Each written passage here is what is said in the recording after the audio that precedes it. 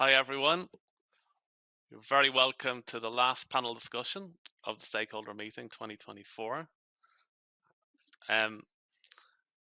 Today we're talking about market demand and trends, and we've got a fantastic panel lined up.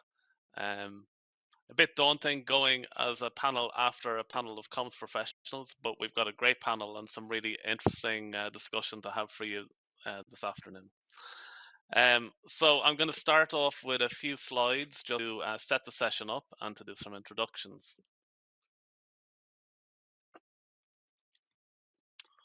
Next slide, please. So we're going to start with introducing our fantastic panel for you, just so you know who they are and give you a little bit of a flavor for which perspectives they're coming from before we get into the discussions. Then we've got about 10 minutes each for each of the panel members to give you a little bit of an overview of what they're working on and what they think are important points. And then we'll have a good time at the end to bring everyone back together for a panel discussion. And this topic of market trends and demand has come up a lot over the last few days, and we really want to spend some time getting into some of the weeds of that. So here is our panel for today. We've got, first up, we have Aish Farber. Aish works in sourcing for ZeroMission. And ZeroMission have been a long-standing partner of Plan Vivo since they formed back in 2006, particularly a real champion for Plan Vivo in the Swedish market. And they buy from multiple projects, including even some newer projects, particularly Upper Tana and Paskaya. And Aish gave me a fun fact. I asked the panelists to give me some fun facts to introduce them, and he gave me a fun fact that the Swedish Crown Princess visited Makoko Pomoja project back in 2022. So not only are we ACRO endorsed and waiting to be ICVCM endorsed, but we're also royally endorsed as well. So that's good to know. Next up, we have Andrea Castillo from Pachama. She works in the carbon development team there. Pachama has an ambitious mission to restore nature and remove carbon, and they have their roots in South America but are based in the US. Andrea gave me a very fun fact, and I know a lot of the Plan Vivo team are keen surfers, not myself, but others. But Andrea has the proud story of catching a wave with the great surfer Kelly Slater, so I'm sure there'll be some jealous eyes in the Plan Vivo team looking on for that one. Next, we have Callum Hunt. Callum is the Climate Solutions Lead at Cloverly. And Callum's role is finding high integrity projects for a diverse clientele. And Callum also has worked on carbon capture research, so he's also a bit of a scientific background as well. And next up, we have my colleague, Aish Katakam. Aish is our markets coordinator at Plan Vivo, so she works a lot with buyers and resellers, also with the registry, and also with our projects. Aish's fun fact was her language skills. So Aish speaks English, Hindi, Telugu, and Urdu, and if that's not enough, she's also in the process of learning Spanish as well. So definitely putting me to shame there. And last but not least, we have Miro Jacob. Miro is a co-founder of Climate Lab with Sil, and Climate Lab is a spin-off from Ghent University. You may have heard Miro speak at some of the earlier panels. They started off with a project in Ethiopia called Ethio Trees in 2016.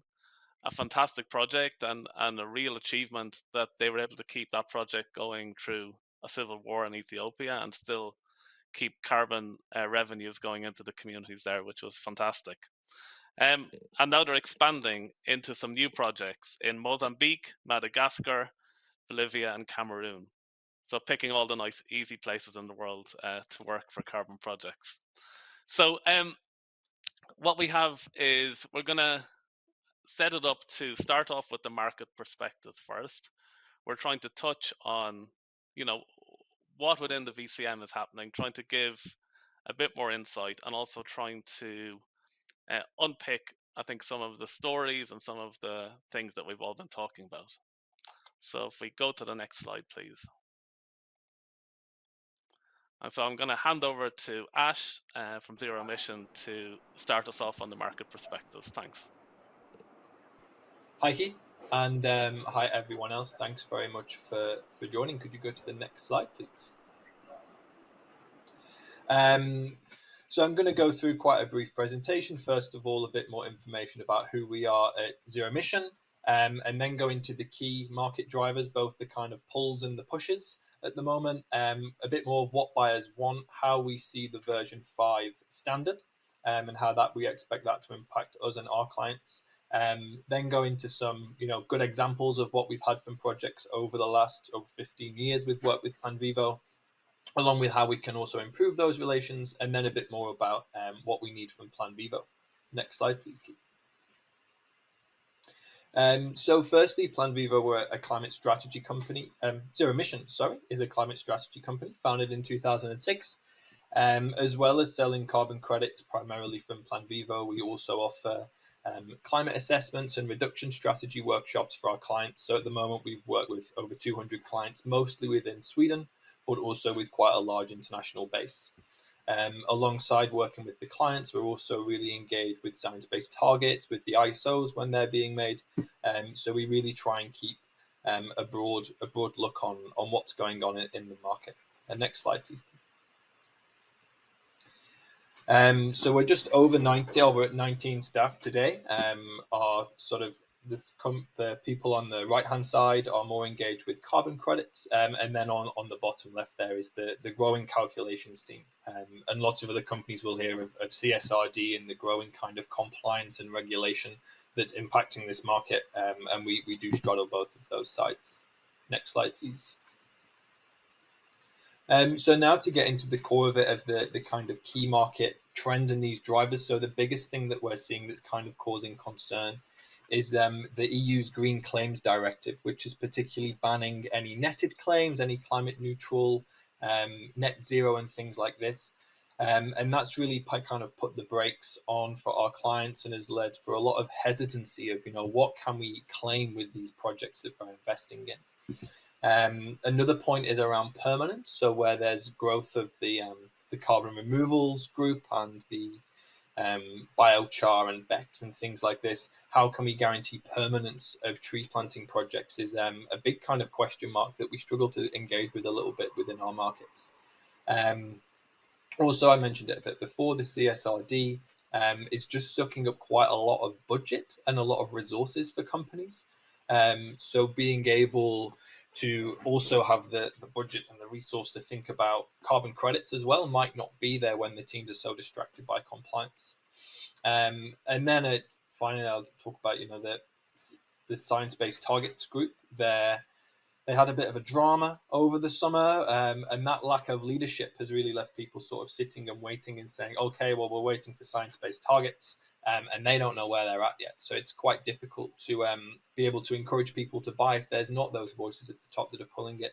And then as well, it was just mentioned in the last session, media scrutiny is a thing that we're all facing, and trying to navigate through that is difficult. Next slide, please. Now some more positive drivers of the market trends. So while there is this scrutiny, it means that there's more willingness to pay for quality. And there's been on a large scale analysis of the market an increase in the price of credits over the last few years, and I think that is really where Plan Vivo is going to start to come in. That if you're willing to pay for quality, Plan Vivo has the projects for you. Another point, the core carbon principles that are coming in. That we got a great email from you, Keith, a few days ago saying that you've just sent off the email and that you're applying with the ICBCM. So it's great to have these kind of new certifications and badges and groups that we can work with to try and evidence the quality of our projects. Other points come more around the regulations, but also the way that companies are thinking about offsetting all carbon credits. So now that more companies are calculating scope 3, they see more emissions and then they want to take responsibility for more of those emissions, where before they might not have known about it. And then equally, we've got the development of internal carbon prices as a strategy. So where before everything was very much a ton for ton mentality, which might have brought in some buyers but excluded others.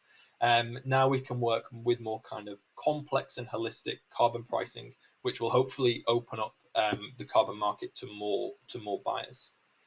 Next slide, please. This was another point that was mentioned in the last session about what do buyers want, and it's what we teach them. That when ZeroMission was founded in 2006, there was no knowledge of the carbon market. Nature-based solutions hadn't been heard, and as well that this was all sort of found and translated into Swedish. And ZeroMission kind of built this market, and we're just trying to work on educating buyers in what makes Plan Vivo good. If the education's not there, then they won't know what they want. And a lot of it now is also coming down to these evidenced and quantified impacts. What is my money doing? And if this can be through DMRV systems, that's digital monitoring, reporting, verifications, that's great. Because there's different people that we talk to, and the exciting stories that really get me excited, they don't get CFOs excited. They're the people that you need to engage, and they're the kind of people that, working more with evidence and quantified impacts can be really useful when talking with that type of buyer. Next slide, please. The version 5 standard it fixes a problem that we don't have in the Swedish context. So we don't really have people talking about ex post. We don't have people demanding ICROA and Corsair and things like this. In a way, I think version 5, there's a lot more checks going in. So it does give this greater quality assurance. But exactly how FR and V PVCs are going to impact claims or customer understanding, we really don't know yet. So there's a lot of unknown unknowns when it comes to version 5. So it's going to be an exciting few months ahead when we kind of start integrating version 5 projects within our portfolio. Next slide, please. So the things that we really like from projects, we were speaking a bit about it in the last session, are these updates. If it's awards that you've won, if it's recruitment of new participants or new staff, they're great things. And as well as this, to talk about your challenges, because no one expects these projects to not have challenges, and all the solutions that I hear about are always so creative and so inspiring. So if that's from a personal community level, those impacts, to the more technical and boring, how are you assessing that carbon, they're all really good things to know and to hear about from the projects. Next slide, please. And then finally, of what we need from Plan Vivo. So one point we came across recently, standardized annual report templates. There's just a lot of variance in what's going on. So when we're trying to boil it down and get the key information, it can be quite difficult to find what you're looking for across these different reports. Training on version 5 is going to be huge. The projects have had a lot of hoops to jump through to get to become certified under this new standard. And then when it comes to the buyer side, I think that there's still a lot for us to learn and be able to teach our customers about.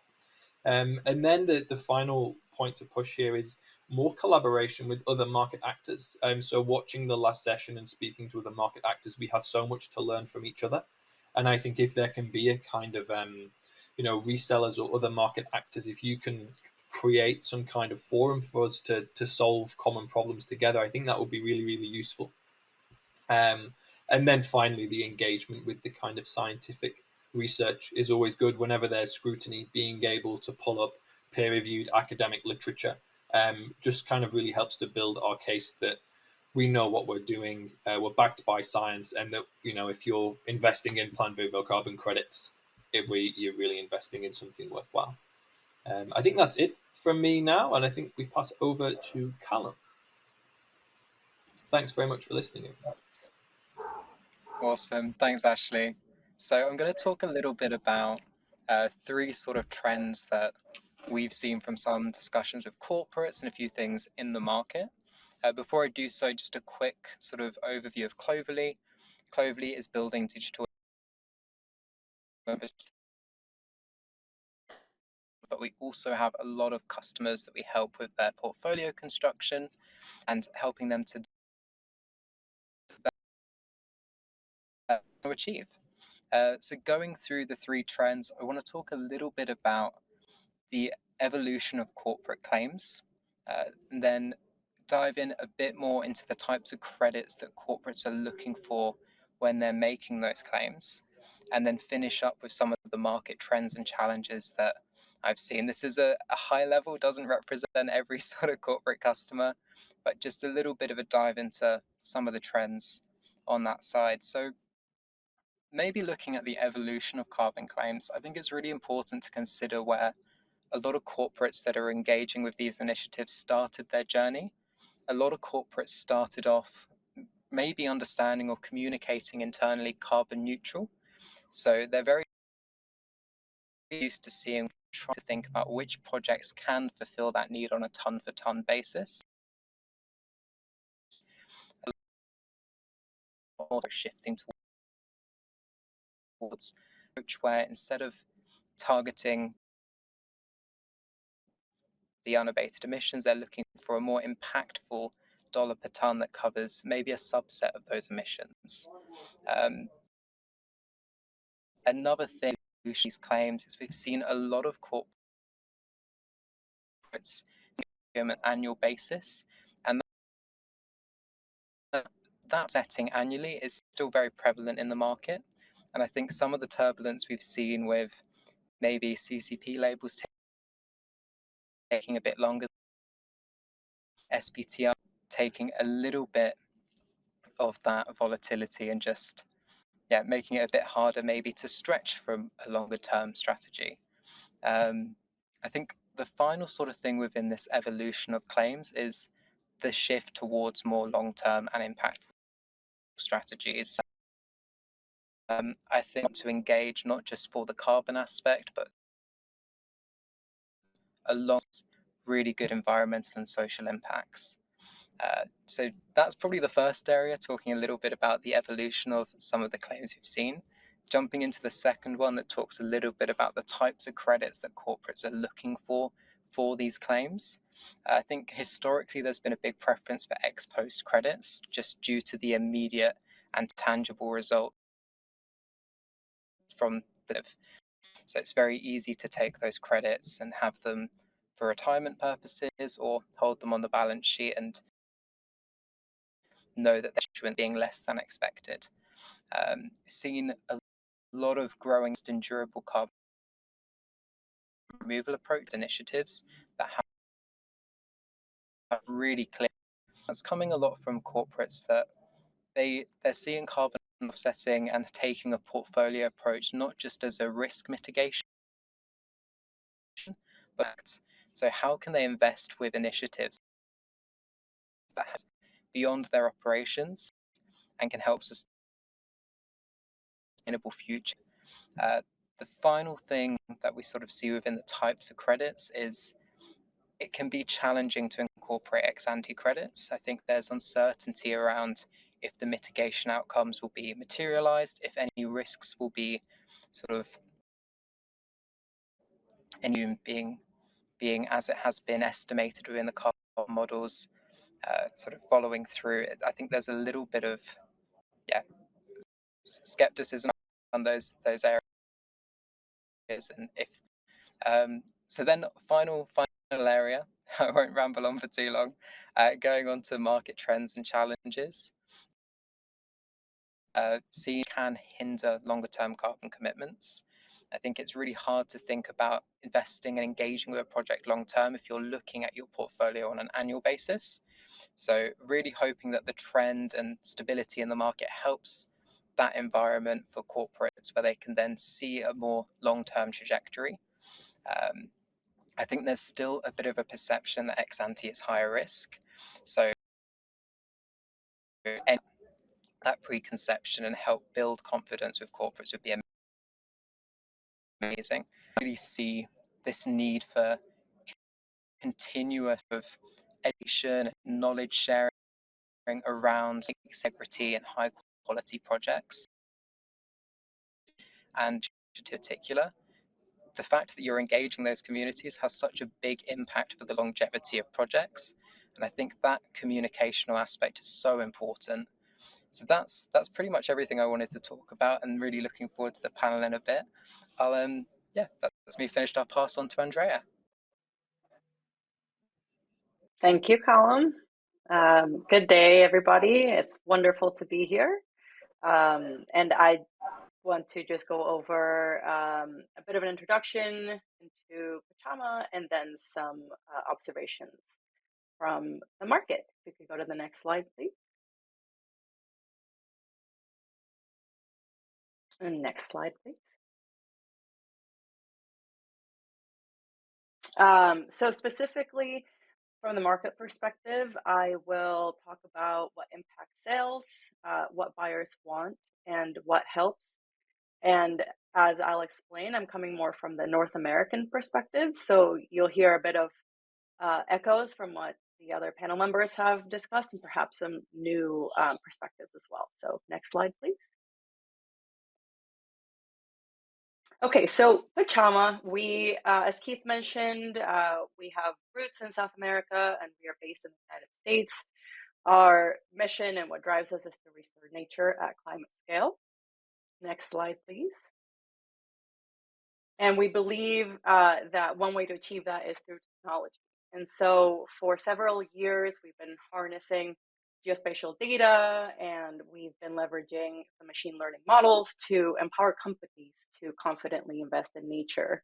This is essentially an answer to what was happening in the early days of the market, where there was a lot of projects being offered across all registries, but their buyers weren't sure, what all of the information that was not standardized, what it all meant, and they wanted to know how they could learn more about these projects and do more in-depth due diligence. And so our technology helps to estimate carbon. Early on, we developed a way to dynamically assess baselines. And we also do a little bit of DMRV with monitoring forest cover change. And if you could go to the next slide, these technologies have worked well in the North American market, and some of our buyers that you see on the screen want this technology. So they're leading brands in North America, and they've invested in nature through Pachama. Next slide, please. Okay, so more for market perspectives, what impacts sales? Next slide. We can think of it in 3 different areas of influence. One that we've touched on already is industry initiatives. So specifically with scope 3, there is uncertainty and lack of clarity on whether carbon credits play a role in offsetting scope 3 emissions. There's also different initiatives, different standards. We've got SBTI, VCMI, ISO, Net Zero, and they don't all speak the same language yet. And there's also a big question about how to define quality. It's not just these initiatives and standards, but some companies are also asking, well, should I define my own quality, or whose definition of quality do I follow? And more, we've just seen an interest in doing project level due diligence, not just relying on VVBs, but actually kind of buyers digging themselves and wanting to understand projects better. As has been shared before, a big influence has been media coverage for the past years. Coverage has not been super favorable of nature-based solutions. And of course, it doesn't mean that the entire offering is not positive, but it has certainly added a level of fear for buyers. And so they're more skeptical when it comes to purchasing carbon credits from nature-based solution projects. And as we've all experienced, of course, there's just a lot of uncertainty. There's a lot of, sit tight and assess and just kind of wait and see what others are going to say. So it has impacted demand. But at the same time, from our perspective with North American buyers, there is a strong desire for that extra layer of verification for ex post, and something that's available relatively soon. There's definitely activity going on with early offtakes, but there is a gap in buyers wanting high quality and wanting it in the next, say, 12 to 18 months. Next slide, please. So speaking of buyers, what do they want? Next slide, please. So they do want to invest in nature. They just want to do so with confidence, and they are seeking transparency so that they can do the due diligence that they need so that they can feel comfortable with that. And it really boils down to, I think we all agree, the pillars that make a project a great project. So of course they're looking for additionality, and they don't want to just see that there is a claim for additionality. They want to see kind of the behind the scenes and all the work that goes into that. And data can help solve that, of course. Also, just from a project design perspective, they want to ensure that the project takes on a conservative approach so that there's no risk of overcrediting. We've spoken about durability before, but they want durable, long-lasting climate benefits. And then, of course, Plan Vivo is definitely great here, but they want the project to be impactful beyond carbon with very strong community benefits and engagement. Next slide, please. So what helps? Next slide. Generally, from what we are seeing is certainty. So that could be verification and transparency in that verification so that buyers can access data, of course, under privacy protections, etc. But certainty can go a really long way when there are questions about a project. Just openness and transparency about those questions really helps. I'm just, I said it again, but I'll say it now. Community commitment is huge. That impacts durability directly. And so where there is not a strong, free prior informed consent process, where there's no grievance mechanisms, where the community doesn't benefit, and ideally as the majority stakeholder, then that's not viewed as favorably. Agility. So this goes both for registry level and also for stakeholders, but reducing delays as much as possible. There are other registries that have these challenges, right, of just constant delays. Ultimately, of course, that can impact buyers, but most importantly, that can impact communities. And so the more agility there is and less friction, the better. And just to close off with, again, transparency. This really helps buyers understand as much as possible about the project. And we've seen that where there's more transparency, there's not only kind of a faster sales cycle process, but it also helps with driving a higher price. Next slide, please. So that's it for my introduction. I would encourage you to reach out to me directly if you have any questions about what I just presented on. And with that, I'll pass it back to Keith.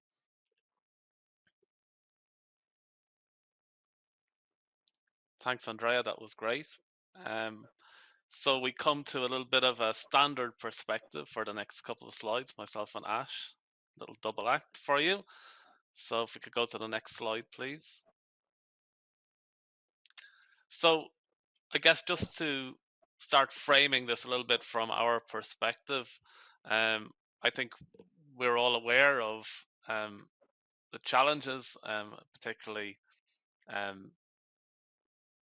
the negative media coverage of the VCM and the impact that that's. So in the last year, the VCM volume of credits has shrunk by over 50%, particularly linked to Red Plus credits. And just looking at some of the data, this is from Ecosystem Marketplace, of what do people think are the most important external factors influencing credit sale? Two stand out. One, of course, is the continued companies' climate targets and commitments. And we've heard, I think, from the market perspective of encouragingly that there's still a lot of committed to high integrity, nature-based solutions. So that's great.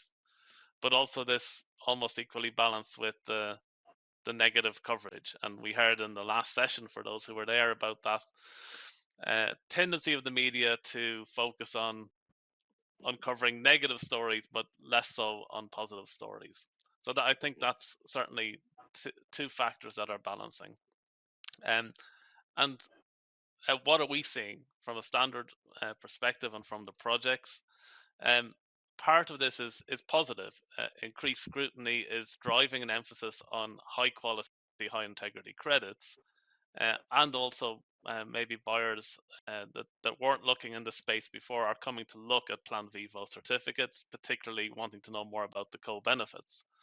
So while the overall market trend is down, the demand for PVC is high, and the prices are holding as well, if not increasing as they were before. This year had our highest volume of issuances ever, and we're still in a situation where approximately 90% of those issues are already sold. So within the high integrity bit of the market, things aren't as bad as maybe they're being portrayed in the wider VCM. Next slide, please. And I think this was also referenced in one of the earlier presentations, and I want to thank Luke for doing the stats for me. But it's worth positioning where Plan Vivo is within the space. I think often people look at Plan Vivo and say, oh, well, Plan Vivo is just 2% of the volume of credits in the VCM, so a very small player. But if you look at this high quality, high integrity section of the market, if you look at it around community land use and forestry, we're closer to 30% and pretty close to the amount of projects in under VCS or gold standard. And if you break down what that 27% is, obviously 100% for us is all about communities, whereas it's probably between 1 and 2% for other standards of their community land use projects, how much are focused just on community smallholder benefits. So I think what it means is really we are in some ways quite niche, but also we kind of are the benchmark. So for people wanting to offset with high integrity nature-based solutions where there really are community benefits, Plan Vivo is the leading option.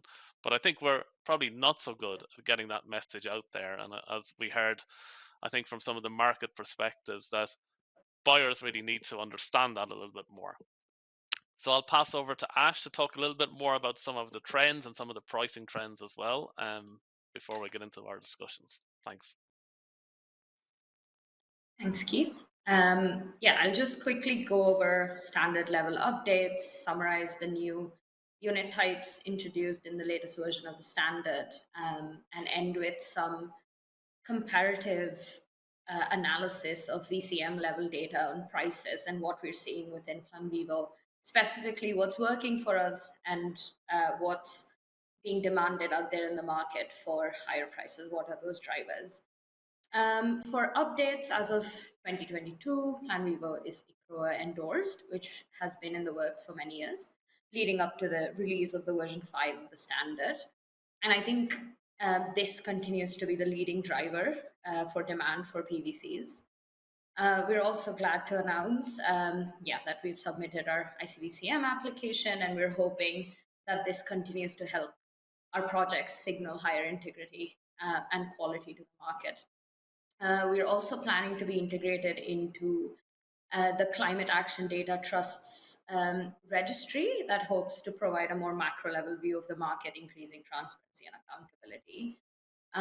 We've also finished self-assessment against Cradle to Cradle, which has been another, accreditation demanded by a few of the buyers, and we also align with their latest version of the framework.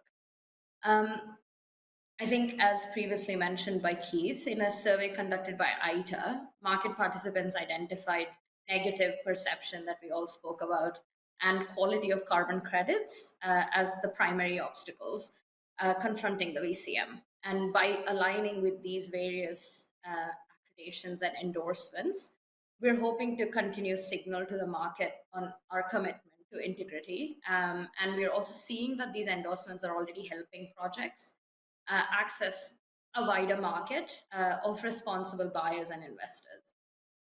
And I think all of this adds credibility to the project, to the standard, and to the mission of growing and scaling with care. Next slide, please.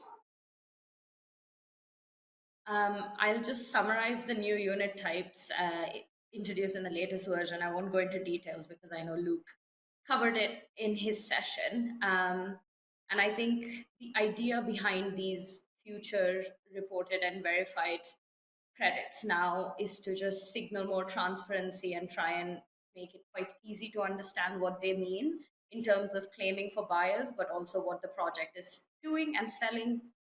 And these credits all can be issued onto the registry after a project is registered, when monitoring has been completed and credits verified respectively. All 3 credits can be allocated to buyers, and only verified credits can be retired. This is to ensure that the claims are only against verified credits. And I think, and the last row, projects can choose to convert future or reported PVCs to verified. They all don't have to go through the 3 stages. This can be chosen by the project in what works for them, their intervention type, the buyers, and their business cases. The new unit types were introduced to communicate what exactly they're doing, and we're hoping that this, combined with the different endorsements and the requirements that the standard is emphasizing on a holistic model, give PV projects an edge in the market, and continue to, I guess, master the niche that Keith mentioned. And I think the climate contribution unit that was discussed yesterday is another avenue of funding that adds to this list for projects to access more finance. Next slide, please.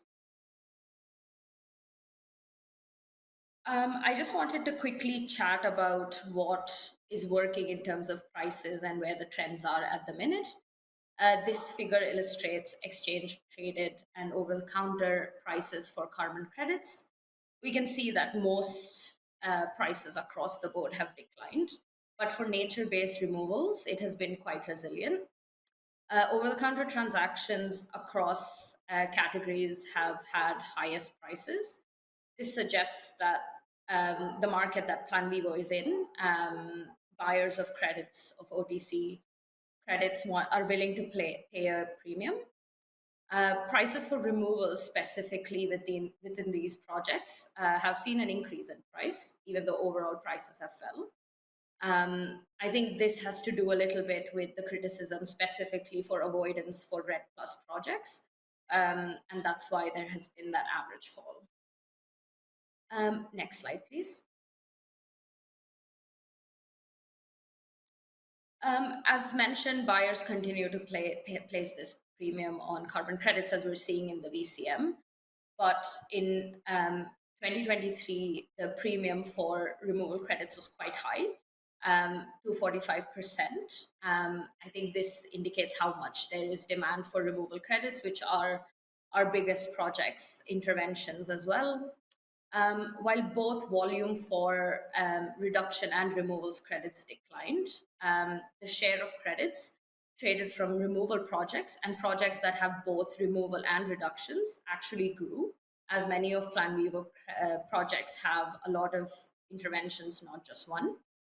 Average price, again, for both these interventions declined because of the RED Plus criticisms mentioned before.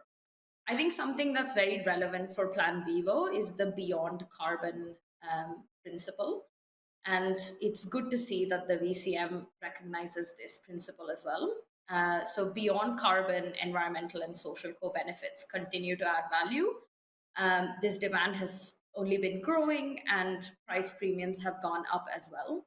And one thing to note is that price premiums for co-benefits fell in 2023, but that's because most of the supply in this space has gone up quite a lot in the last few years, but that's mostly been from the renewable space. So I think there's still that premium quite high in the nature-based forestry space. Other than project types and co-benefits, perceived quality and vintage also matter. There's almost an estimated 53% premium for credits less than 5 years ago. I think this has to do a lot with more accurate methodologies and monitoring and improved methods for MRV more recently. There's also a high correlation between the proprietary quality ratings and carbon prices that we're seeing. And at Plan Vivo, we're glad to report that most of our projects that have been publicly rated against these independent frameworks rate quite high, and hence that's a good signal to the market as well. Next slide, please. So within Plan Vivo, how this compares to the rest of the market is that we've seen actually an increase in interest for projects wanting to register under RED Plus projects, despite market criticisms. We've seen average prices of $6.5, and the average in the market is about $4.5. Blue Carbon continues to receive one of the higher prices in all of our interventions. And I think Star, as Keith mentioned, we have had our largest issuance last year. They both came from community agroforestry projects. And these continue to grow and see high indicators of integrity through the demand that they see, with both of them managing to sell more than 94% of their credits issued before the next issuance, and their average price being more than $13 compared to $9 in the market. Thank you. And that's me. And yeah, we're hoping to, I think, given all of this information, as Keith mentioned, I think the idea is to try and engage with the market more and fill in those gaps of communication and engaging with corporate claims to try and push these prices up for our projects. I'll pass it on to Miro now for a project perspective.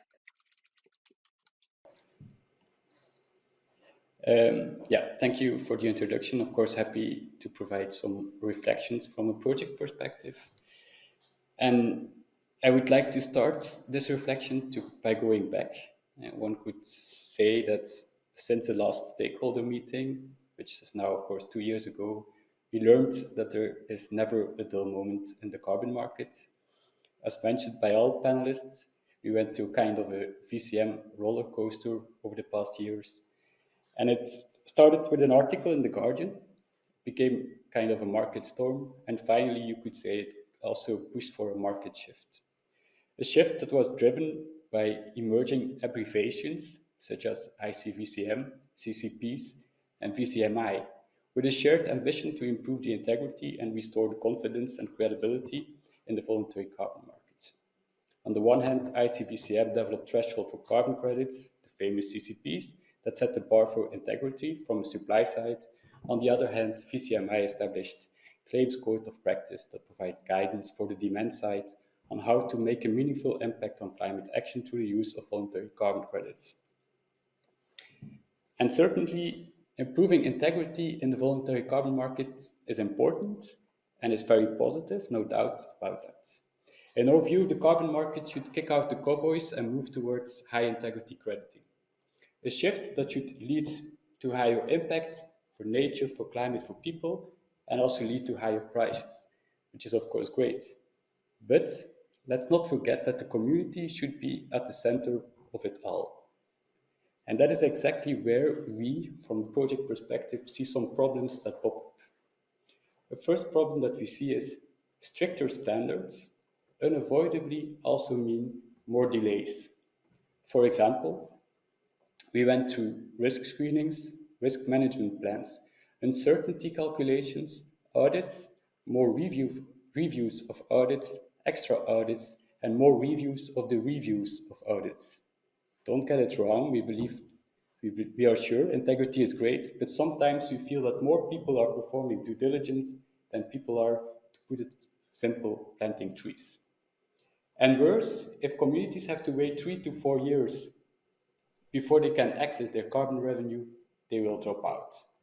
I mean, how long would you wait if you were a farmer? A second problem that we see is with huge overhead costs, small organizations or NGOs that are driven by passion will not make it. And thus, only large organizations that can fund such very long cycles will remain. And if you are in it for the big funding, there is a risk that these carbon cowboys will come back, despite, or you could say maybe because of the increased bureaucracy. And then there is a third problem that we see. If the market remains addicted to retirement, the communities will be the first victim. Some of our clients told us they only want fee PVCs, but that is not possible in the reality. Here we see what could be a real conflict between a Western corporate and a smallholder farmer. If you are a farmer or part of a community, you need part of the 60% every year. Not every half decade, every year.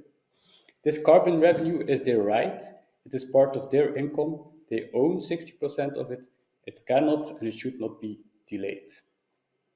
To put it bold, let's try this. What if we delay by 6 months the deposits of the wages of everyone involved in the carbon market? What do you think would happen? So it kind of looks like we are in a catch-22 situation. Clients want high integrity credits, so we get more delays, which comes with large overheads costs, and at the same time, annual issuance are not longer possible. If I would be a smallholder farmer in this situation, I might also drop out. So let's try to explore options, how we can get out of this catch-22 situation.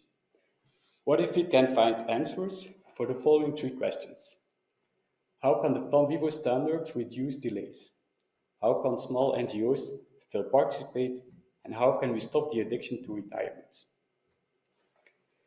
Option 1, we try to go back to the past, towards less bureaucracy, but nobody wants to get stuck in the past, so maybe this is not even a real option. And option 2, market stakeholders and resellers can educate their clients about the fact that community-based removal credits are not a free lunch, and that projects need structural support instead of spot sales. And then there is a third option. We all work towards streamlining the new standard. So we reduce the delays, we reduce the costs and the verification timelines. Because if we go to the real world, the Plan Vivo model works. It's a great model. For example, the HO Trees project delivers huge benefits and non-timber forest products to the communities involved. Every year, citizen councils use 60% of the revenue to invest in social village projects. And during the Great Famine, the villages even use it as a social safety net, just to buy food. This is the Plan Vivo model. We can only speak for our own project, but we strongly believe that there is a feeling of pride about the model that is shared by all the projects as well. So let us aim for the best of both worlds. Clients want high integrity credits, and communities want annual carbon revenues. How do we solve this? How do we balance both of them? We believe that verifications will play a key role. Currently, it takes up to 1 year to go through a verification, and maybe we can change this.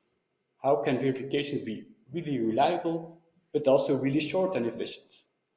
This is where we believe part of the solution could lie. And with that said, I'm at the end of the argument I wanted to make in this session. Of course, I'm happy to listen to all the questions or ideas that may have triggered. And obviously, we hope to continue on the high integrity path, but we just want to flag that action is needed so that it does not come at cost of the communities. And that's the end. Brilliant. Thanks, Miro. Great way to wrap up as we move into the panel discussion.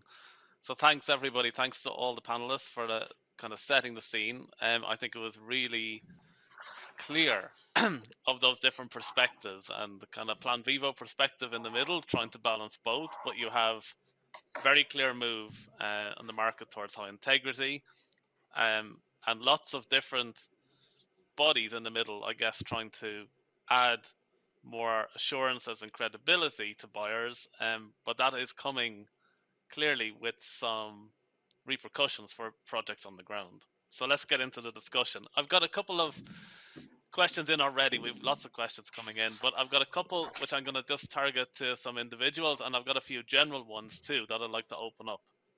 So I'd like to start off with a question. Let me see. I'll put this one, I think, to maybe to Ashley.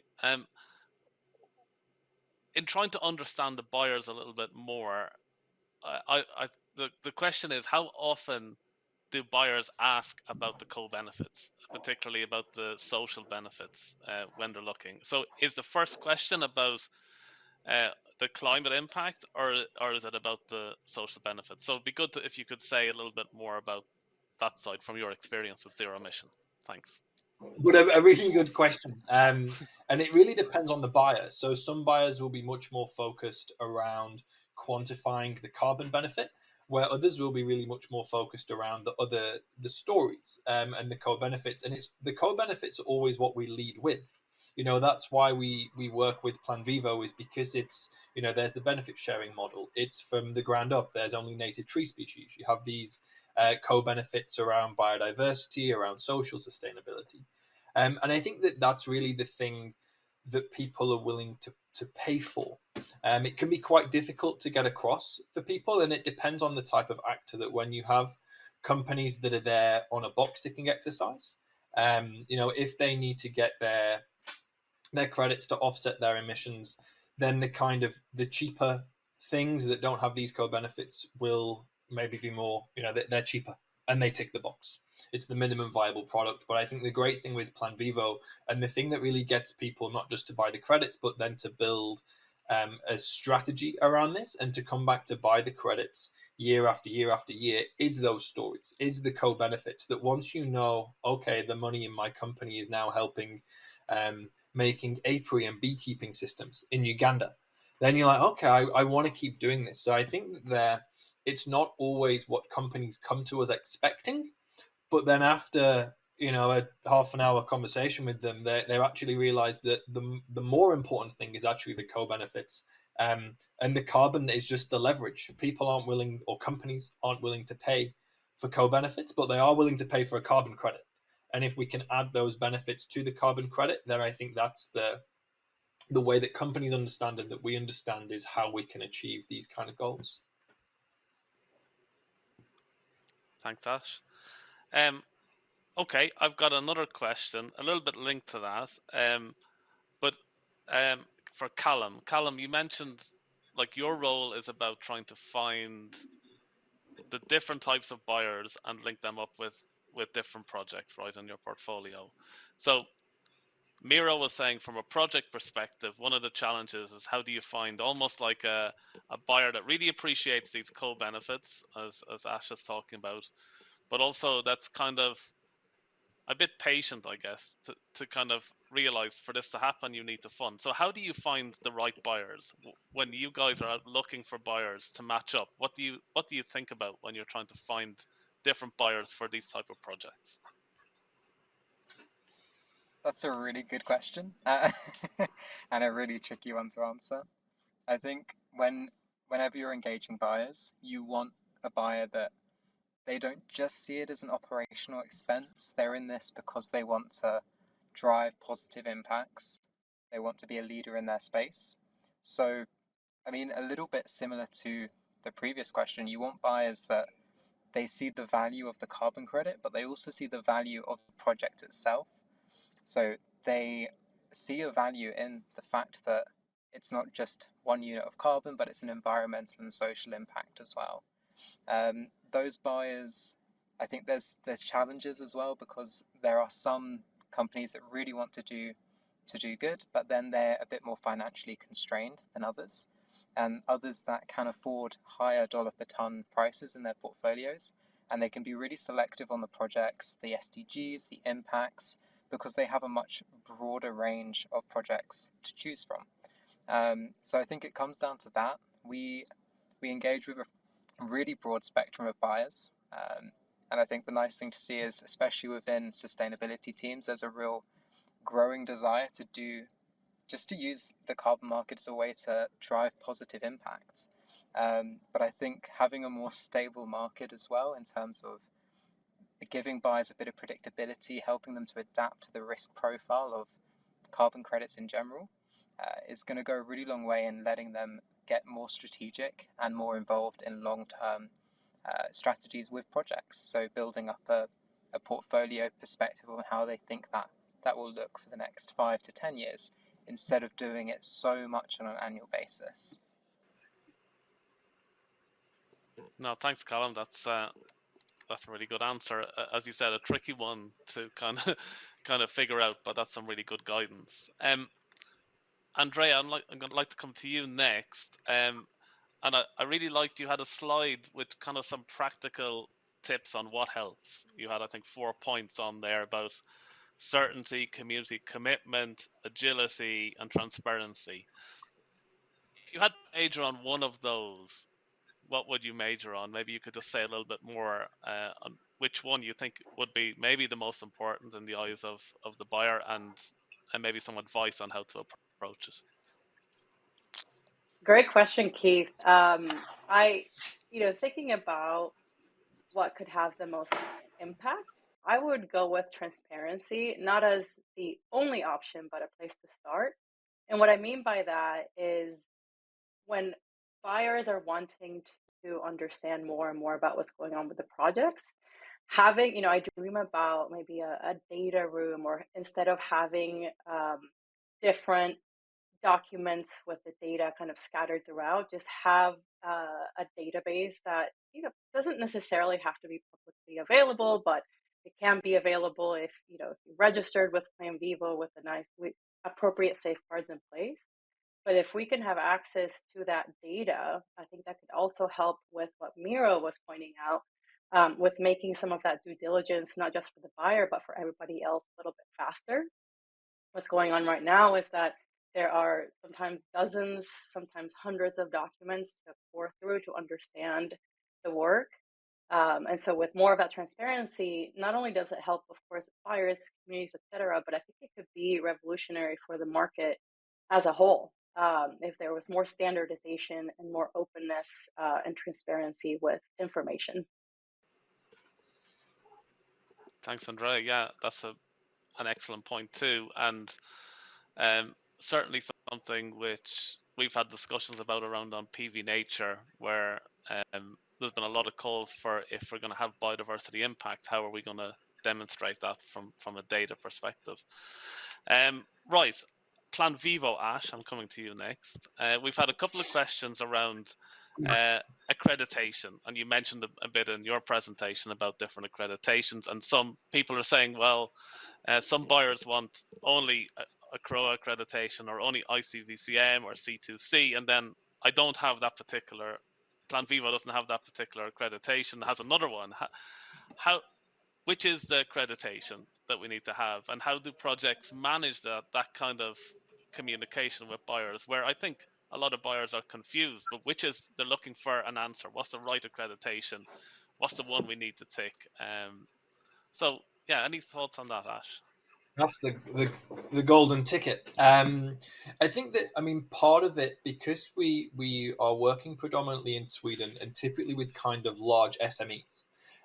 So where, if you had your big financials and your big sort of Fortune 500 companies, then they will really follow ICROA core carbon principles and these much more regulated and accredited kind of systems.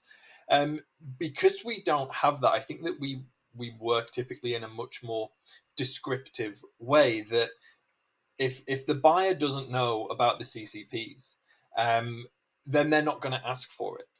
And so a lot of what we do is around the storytelling and is around the just building the understanding that Plan Vivo, because I think part of it is because it's small, that you were saying before that about 2% of credits on the market are from Plan Vivo, that it's this scaling with care that has come across really well, and I think is appreciated by the Swedish market, that there's only about 25 Plan Vivo projects. You've been going for about 25 years.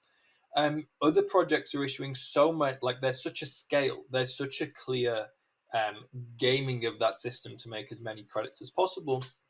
And I think that I would just, sorry to say that on some instances, not on all instances, but I think that showing that kind of that the integrity of the standard has worked really well. So exactly how it will be in the future, will the ICVCM's core carbon principles make more of a market impact than like ICROA has done in Sweden? That's possible. But it's all, there's just kind of a lot of competing organizations or standards at the moment saying, because we are the right sticker to have on your product. And I think the important thing is the product, not the sticker that's on it. And Plan Vivo has consistently been delivering excellent projects, and hasn't always got the sticker, but there are plenty of not as good projects that do get the stickers and the accreditations. So I think, yeah, there is no golden ticket. But as long as we can keep working and educating people on, what are Plan Vivo projects, what are we trying to achieve here, then I think that will get us to the place that we need to be. Thanks, Aish. That's great. Right, I want to come to the other Aish now, Plan Vivo Aish for this one. And this is a question about pricing. So in your slides, you were showing a bit about those subtle differences when you break down the pricing trends, and it seems particularly for removals, but also for nature-based projects, there is that trend to value it. How could we build on that? Any thoughts on how Plan Vivo, in particular as a standard, could help promote that, so that we can kind of talk to the market to really look at increasing those prices again?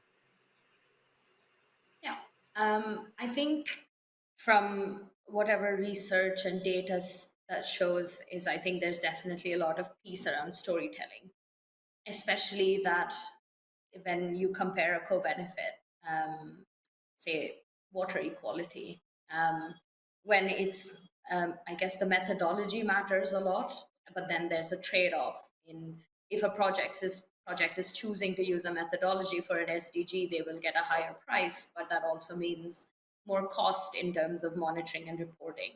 So I think there's always that trade-off for a project, and it's always nice the way that Plan Vivo does it right now, which is to give independence and freedom for the project to design what those co-benefits or those extra premium bringing add-ons look like. And then they can market it, or I think having that flexibility leaves a lot for people that projects work with, like the people on the panel, to frame it in a way that's meeting the buyer's needs, and hence helps bring that extra price to the project. So I think, as Aish mentioned, a standardization of annual reporting would help, but then also having flexibility in what a project would push forth to be its top 3 indicators or top 3 selling points would probably help push that premium more. Thanks, Ash. That's excellent storytelling. That came across very strongly as well in the comms panel, whoever was listening to that, and also in the community voices panel yesterday. Right, one last targeted question for Miro, and then we're going to open to more audience questions. There's tons coming in. The other Callum behind the scenes is firing them at me, so let's keep us busy. Well, Miro, I was going to ask you a question about which bit, if you had a wish, which bit of the certification process would you want to improve? But then you already answered it by saying the verification. So could you say a little bit more about that? We had some questions come in as well from the audience about that. Is like, any ideas on how the verification period could be made shorter without compromising on the integrity? So maybe you could start, and then I think for this one, once you've spoken, we can open it up if anyone else on the panel has also any suggestions around that one. Thank you. I think, and indeed, that was, we could say, one of the points I wanted to make in the argument in this session, that verifications could be shorter, could be more fast, but still maintain real and reliable. I think in a way, I see it also one of the pillars that was in Andrea's slides, coming with agility, because starting a verification process can take over more than a year, and somehow it feels that it's creating a lot of red tape, overhead costs, and time, which is maybe unnecessary. And one idea that we have to go forward is, and also to have a continuous verification process, that's where you can have a transfer from an RPVC to a VPVC at a faster speed, you could say, because there is a high demand for VPVCs. So is there a possibility to bend the process to make it, you could say, dual, where you have a light, fast and quick verification that you can follow up more quickly on an annual basis, for example, have checked the on-track with a local independent expert and have an annual verification, a light one. And then every 5 years, you could say you keep the more heavy and the strong verification. But in a system like that, it creates more flexibility. You have a continuous verification of the quality and the integrity of the project, but you also have a much faster response to not only go from R to VPVCs, but the continuous quality can be checked. And maybe such a system where you have a fast and a light verification with a long and a more heavy verification could be a solution to kind of speed the process on a shorter term. Excellent. Very interesting idea. I want to, you've joined at something that Andrea said in her presentation about community commitment. So is there maybe a role then, if you were to move to a process like that, which is a more light touch annual verification, one of the things that could bring a more ability or assurance it would be that strong community commitment, which is reinforcing that. Andrea, any thoughts on that, or if you've seen that kind of concept of long-term community commitment linking in with that? Yeah, thanks for that, Keith.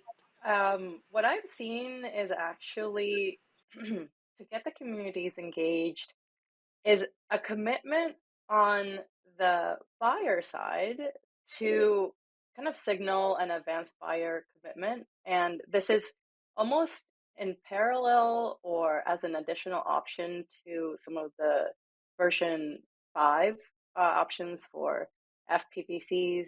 I forget what the other one is, but the early ones, where buyers are still wary of paying right away. So they want that pay on delivery option, but they know that the communities can't wait for that.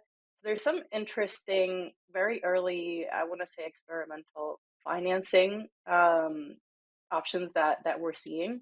There's nothing standard yet, but buyers are definitely understanding it, and they know that if they don't support the communities, that will be difficult. And of course, as Miro pointed out, they also want that verification. And so it seems that with perhaps some creative financing, with that advanced buyer commitment, but not the money down right away, that it could help create the space for that light verification so that they still have that assurance and that everything is going on track, but that also with some of that financing that the communities are getting the revenue that they need.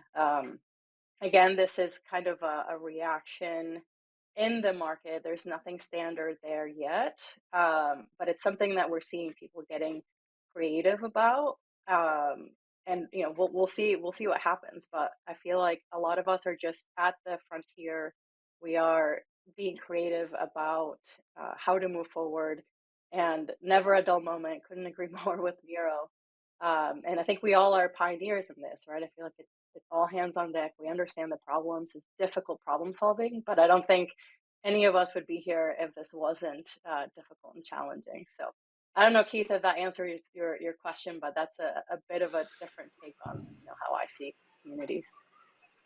It's a great answer, Andrea, and I think it also shows that solving this problem can't be done by the projects or Plan Vivo or the market. We need some kind of solutions that are really collaborative, that are recognizing what the market needs and what the communities need, and trying to create. I think you're spot on. I think actually both of those two separate ideas, coming together there, could provide a solution which works for everybody. But again, it's about testing and pioneering some of these.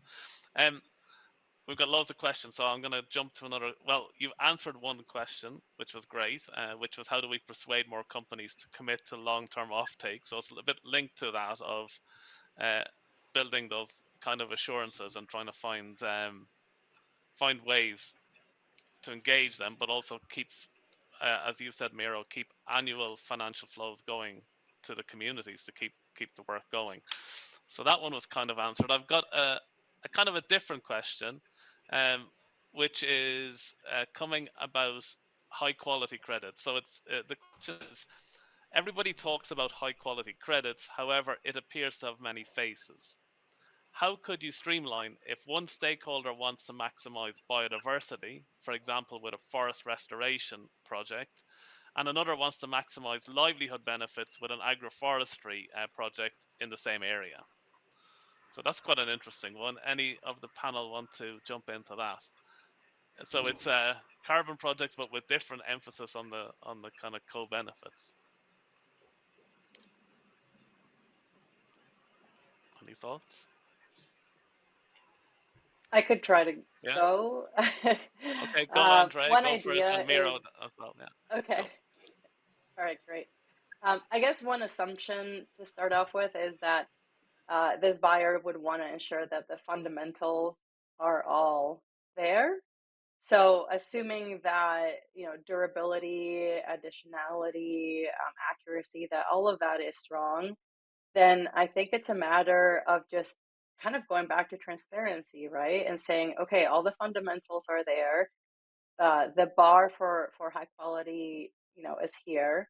And so then if you care more about the biodiversity impact of the project, but it doesn't have a strong, say, community engagement, that's perfectly okay. It's just highlighting those aspects of the project. And I mean, there are ways to highlight it, but I think an excellent one to highlight that again is like a data-based approach that highlights that, you know, what are some of the highly critically endangered species in that region. You know, there's ways to bring that storytelling to light for buyers, and same with communities, right? Like, of course, like what is the share that they are getting? What are some of the investments that they are making with the proceeds from the project? How are those revenues being used? Again, transparency in that could go a long way. And then it's letting the buyer decide, you know, okay, you care more about the biodiversity impact. That's perfectly fine. You know, choose these projects that have that profile, or, you know, the community aspect ties more with your corporate, you know, storytelling for the reasons that you have. And that's also okay. But I feel like so long as the foundation of the project is solid, then it's just a matter of letting them choose. And again, those are commanding higher prices than what we've seen. Miro, I think you had your hand up as well. Yeah, go Miro. Yeah, but I think you perfectly answered the question. I think high quality, high integrity is about many different things. And it also reminds me both the question and your answer to the previous session, where Lorenzo was talking about matching and connecting. And that is also very important and is an asset if you go to the markets. So I think it links both well with the previous session. But Thanks, Miro.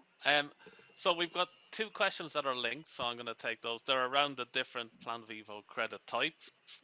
Lots of questions on types on this session. So there's a question which says for VPVCs, verified PVCs, they can only be retired after verification. So does that mean projects will have to wait 5 years to get paid? So I think this is a good question because it highlights why we created these other unit types, which are future PVCs, FPVCs, and RPVCs, reported PVCs.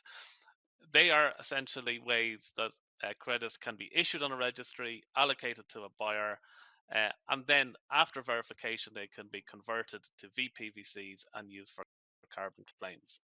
But as you rightly point out with that question, it's a question of timing.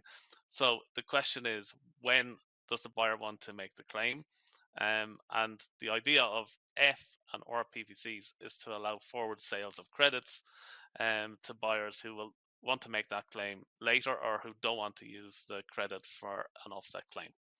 So it's a bit back to Miro's point about demand in the market and how the financial flows come in for those credits. So those forward credits can be bought upfront, and that money can go straight to the community while they're waiting to verify the credits. So they can still be used to give an annual financial flow to projects.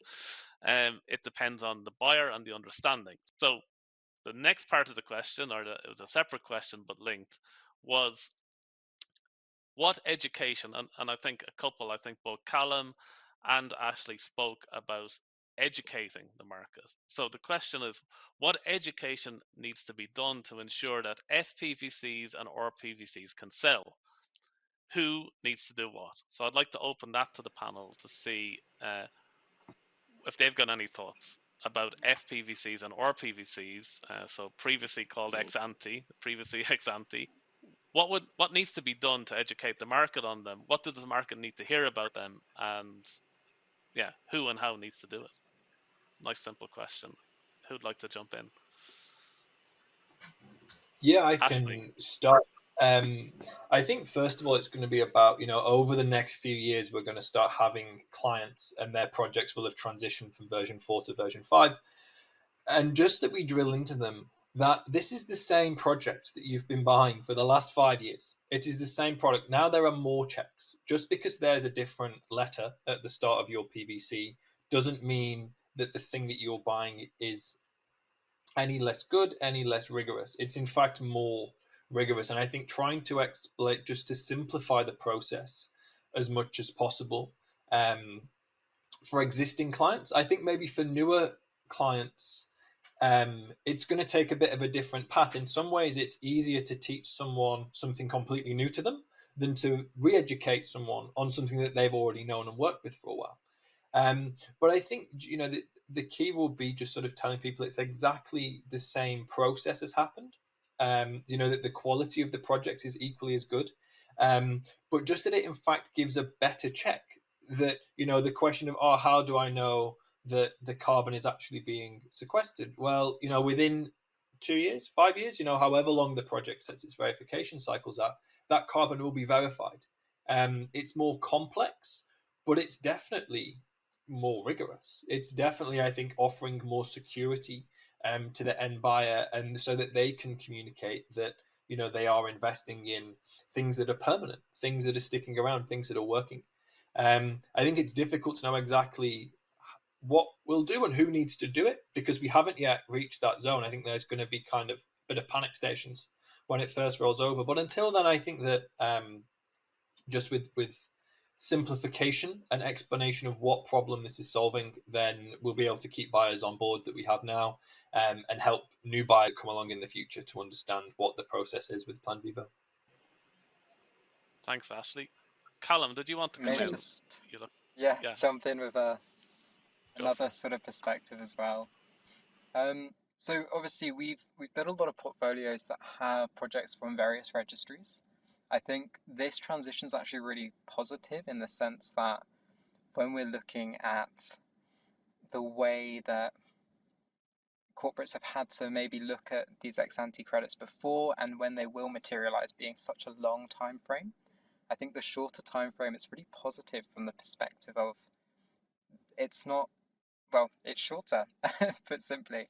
And I think as corporates get more familiar with the strategy they want to take for their beyond value chain mitigation and the way that they want to involve projects that have a long-lasting impact, and it can be super catalytic, especially from an additionality perspective.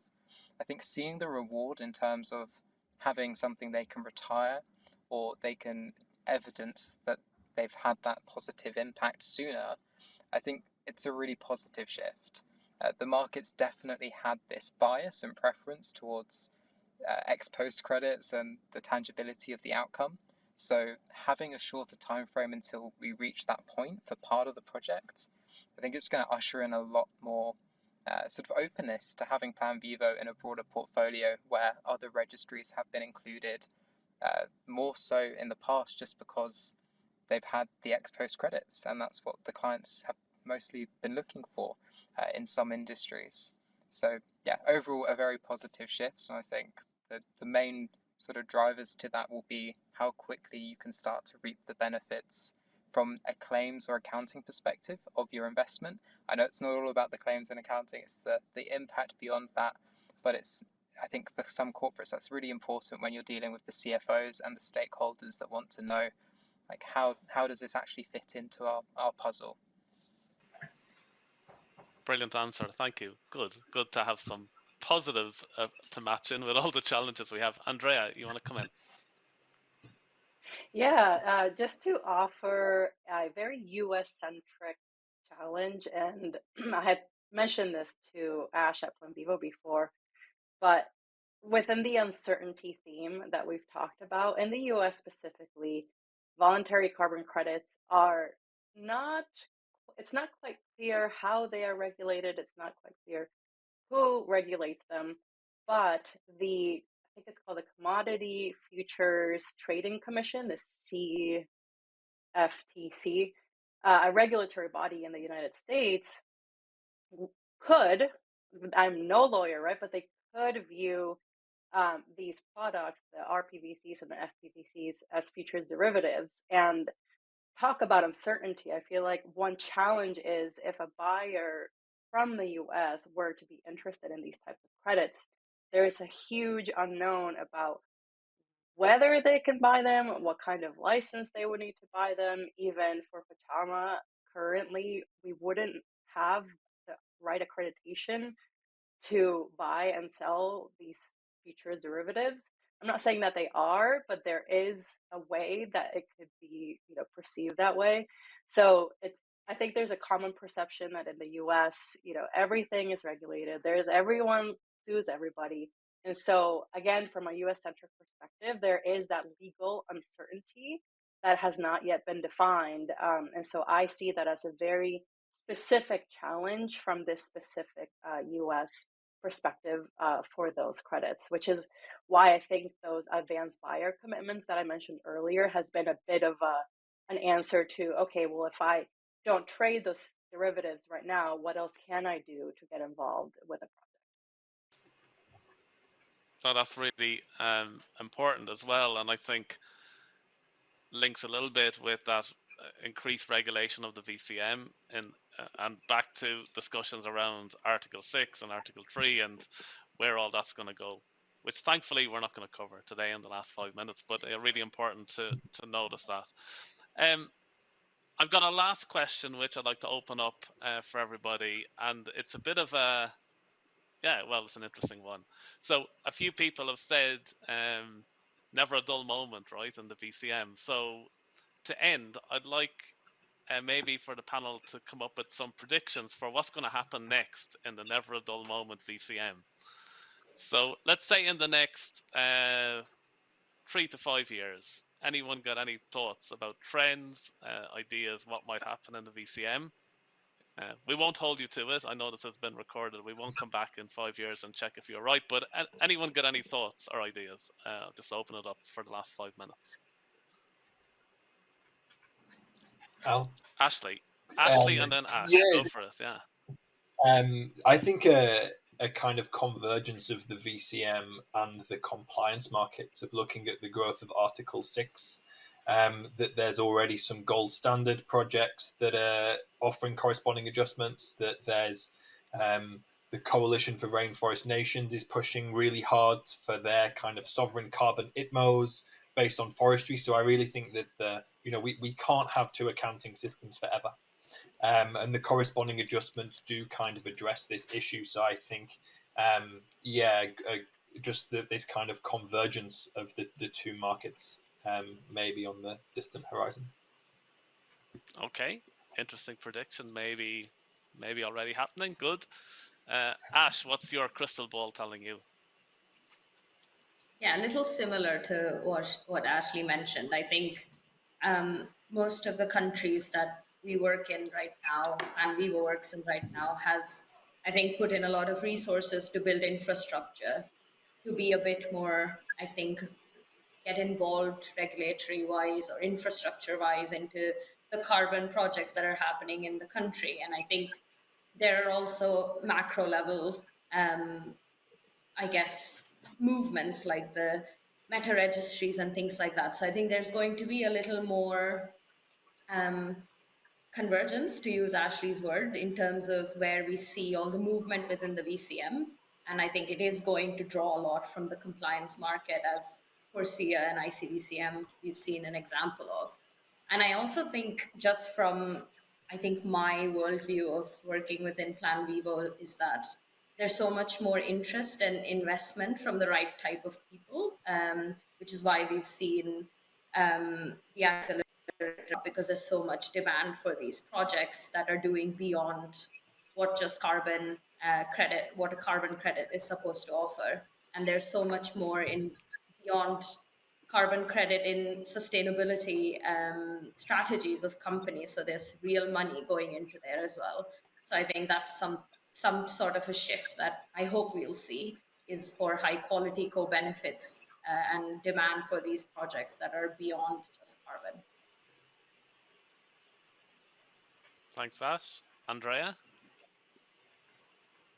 So I'm an optimist. I have to be. And so to end on like kind of more of a dreamer answer, I see a world where there's an equal, or finally like the interest in conservation has come back. I feel that we both have to reforest and also conserve, and those definitely have to go hand in hand.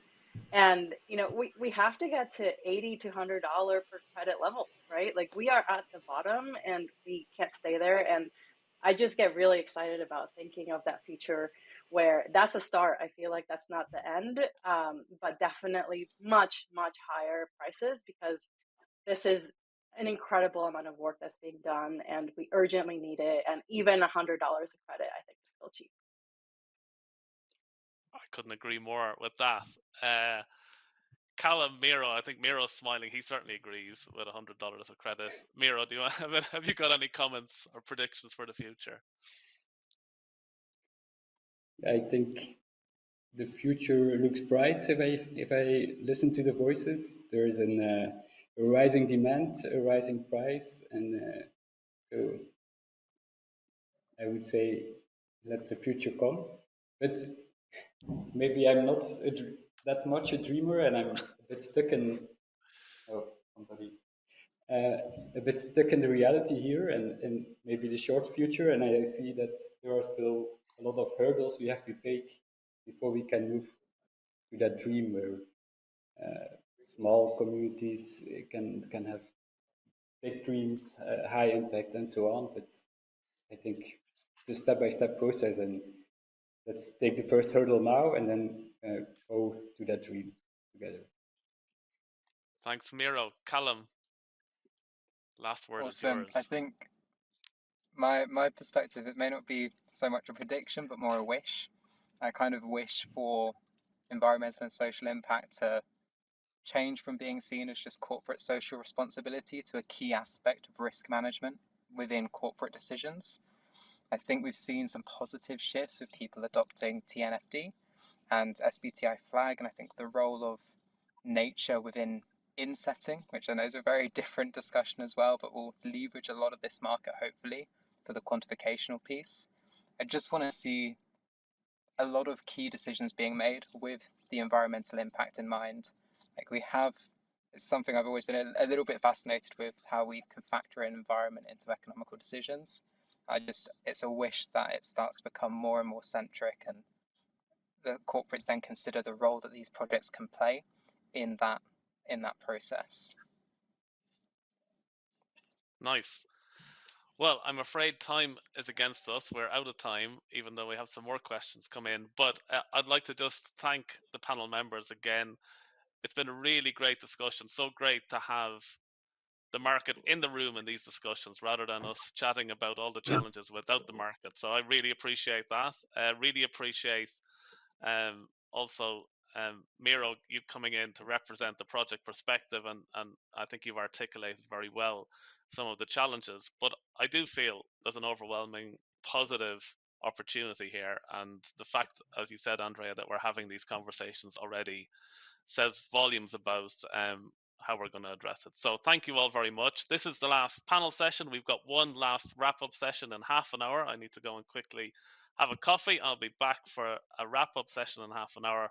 But thanks to everybody for joining in for this and all the other sessions. And we'll sign off with that. Thank you very much.